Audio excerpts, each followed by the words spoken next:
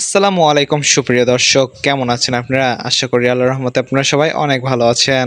বাংলাদেশের একজন অত্যন্ত বিখ্যাত এবং অনেক জনপ্রিয় একজন অভিনেতা হলেন চঞ্চল চৌধুরী। চঞ্চল চৌধুরীকে চিনে না এমন মানুষ হয়তো বাংলাদেশে খুঁজেও পাওয়া যাবে না। তবে কি আপনারা জানেন চঞ্চল চৌধুরী বর্তমানে কি করছেন? চঞ্চল চৌধুরীর বর্তমানে সম্পদের পরিমাণ কত? চঞ্চল চৌধুরী সম্পর্কে অনেক ইন্টারেস্টিং তথ্য পেতে সম্পূর্ণ ভিডিওটি দেখতে থাকুন। চঞ্চল চৌধুরী ১৯৭৪ সালে ১ জুন বাংলাদেশে জন্মগ্রহণ করেন। তিনি একজন বাংলাদেশী অভিনেতা, মডেল, শিক্ষক ও গায়ক। ঢাকা বিশ্ববিদ্যালয়ে চারুকলার শিক্ষার্থী চঞ্চল চৌধুরী বিভিন্ন বাদ্যযন্ত্র বাজানো, অভিনয়, গান, ছবি আঁকা এসব কিছুতে সমান পারদর্শী।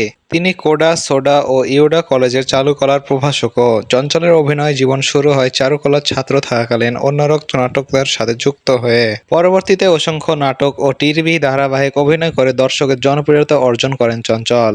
তার অভিনীত প্রথম চলচ্চিত্র রূপকথার গল্প, এছাড়া তিনি মনপুরা, টেলিভিশন, আয়নাবাজি ও দেবী চলচ্চিত্রে তার অভিনয় দর্শনপূর্ণ সমালোচকদের প্রশংসা লাভ করেন। তিনি টেলিভিশন ও চলচ্চিত্র দুই মাধ্যমে অভিনয় করে থাকেন। তিনি তার অভিনয় স্মৃতি হিসাবে শ্রেষ্ঠ বিভাগে ৩বার জাতীয় পুরস্কার এবং সেরা অভিনেতা বিভাগে একটি মেরিল প্রথম আলো দর্শক জরিপ পুরস্কার ও ২টি সমালোচক পুরস্কার লাভ করেন। এছাড়া তিনি মোট ১২টি মেরিল পুরস্কার মনোনয়ন করে লাভ করে থাকেন। জনপ্রিয় অভিনেতা চঞ্চল চৌধুরীর মোট সম্পদের পরিমাণ বা নেট মূল্যের কোনো আনুষ্ঠানিক বা নির্ভরযোগ্য তথ্য পরিসংখ্যান গণমাধ্যমে প্রকাশিত হয়নি। তবে বিভিন্ন সংবাদ মাধ্যমের প্রতিবেদন অনুযায়ী তিনি প্রতিটি নাটক বা বিজ্ঞাপনের কাজের জন্য ভালো অঙ্কের পারিশ্রমিক নেন এবং ওটিটি চলচ্চিত্রের নিয়মিত কাজের পাশাপাশি বিভিন্ন স্বনামধন্য ব্র্যান্ডের সূচনা হিসেবে যুক্ত আছেন।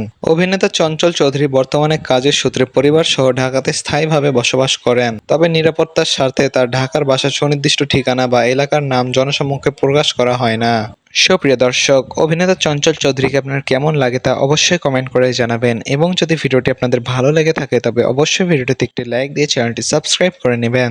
ধন্যবাদ।